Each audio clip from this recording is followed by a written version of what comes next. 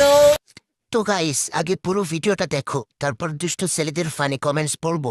So let's go. তো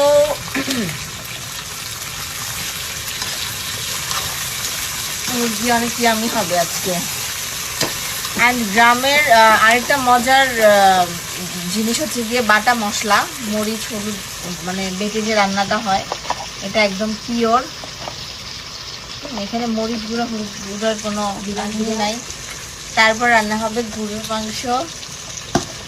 দেখতেই পাচ্ছেন ছোট ছোট পাতিল কলসি।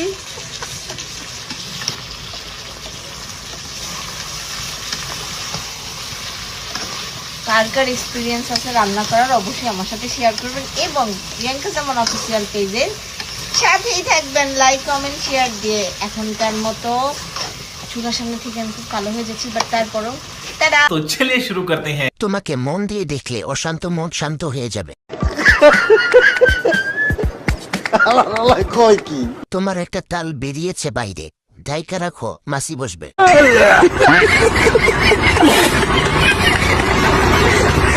তোমার বামেরটা দিও। আপনি তো রান্না করতেছেন না, তলা দেখাচ্ছেন। ফুটবল অনেক বড়। উটনি ফাঁক হয়ে গেছে একদম। স্তন দেখে বোঝা যাচ্ছে বাহ্যিক চকচক, ভেতর রান্না করা কড়াইয়ের মতো।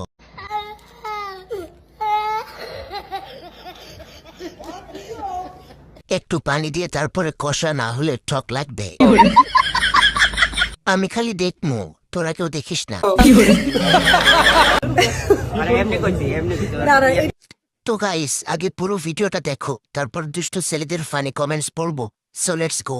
এটা তো অ্যাডজাস্ট করা ভাই, এটা তো অ্যাডজাস্ট এটা তো খোলা না ভাই, এটা তো অ্যাডজাস্ট করা ভাই, এটা তো অ্যাডজাস্ট করা।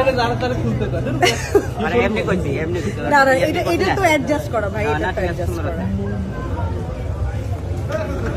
প্রশ্ন করেন ভাই, প্রশ্ন করেন ভাই।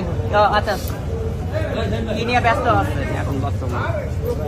সহবাসের সময় দোয়া কালাম না পড়লে এমনই সন্তানের জন্ম হয়। দেশে এত ঘন ঘন ভূমিকম্প এদের কারণেই হয়। বৃষ্টির রাতে ফার্মেসি বন্ধ থাকার কারণে ভুলবশত এদের জন্ম হয়ে গেছে। আরে বেটাতে সামলাস কেমনে? আমি হইলে তো এমনই শুরু করে দিতাম।